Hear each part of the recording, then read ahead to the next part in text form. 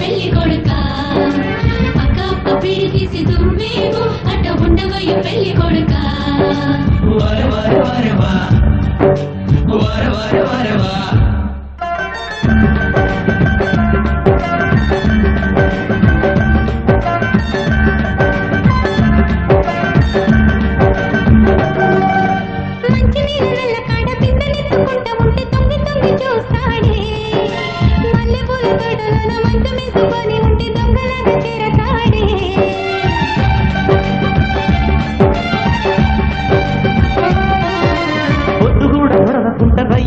ఇంటికొచ్చి దుప్పట్టంతా లాగుతుంది